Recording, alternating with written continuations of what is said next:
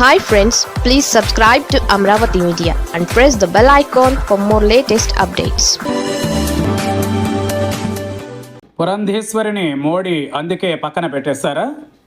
Rajahmundry parliament సభ్యురాలు పురంధేశ్వరికి ఈ టర్మ్లో కీలక పదవి దక్కే అవకాశం లేనట్లే ఉంది.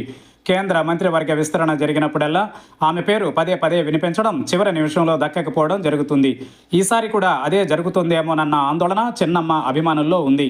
త్వరలో కేంద్ర మంత్రివర్గ విస్తరణ ఉంటుందన్న ప్రచారం జరుగుతున్న నేపథ్యంలో పురంధేశ్వరికి మళ్లీ పదవి దక్కుతుందని పెద్ద ఎత్తున ప్రచారం జరుగుతోంది. కానీ కష్టమేనని చెబుతున్నారు. అందుకు అనేక కారణాలున్నాయి. బీజేపీ రాష్ట్ర అధ్యక్షురాలిగా ఎన్టీఆర్ కుమార్తెగా ఆమె పార్టీ కోసం బాగా పనిచేసినప్పటికీ కొన్ని కారణాలు ఆమె పదవికి అడ్డం పడుతున్నాయన్నది హస్తిన వర్గాల నుంచి అందుతున్న సమాచారం.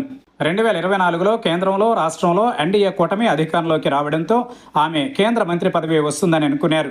కానీ నర్సాపురం పార్లమెంటు సభ్యుడు శ్రీనివాస్ వర్మను కేంద్ర మంత్రివర్గంలోకి అనూహ్యంగా తీసుకున్నారు. కేంద్ర ప్రభుత్వంలో టీడీపీకి మాత్రం 2 పదవులు లభించాయి.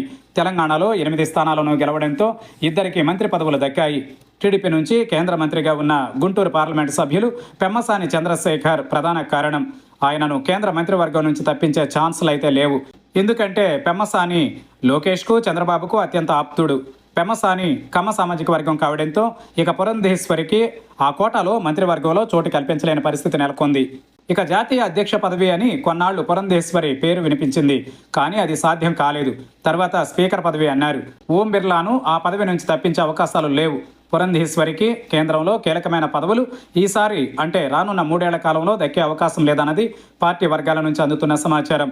వచ్చే ఎన్నికలలో కేంద్రంలో బీజేపీ అధికారంలోకి వచ్చి ఇక్కడ పురంధేశ్వరి ఎంపీగా మరొకసారి విజయం సాధిస్తే అప్పుడు చూడొచ్చులే అన్న ధోరణిలో కేంద్ర నాయకత్వం ఉందని తెలిసింది.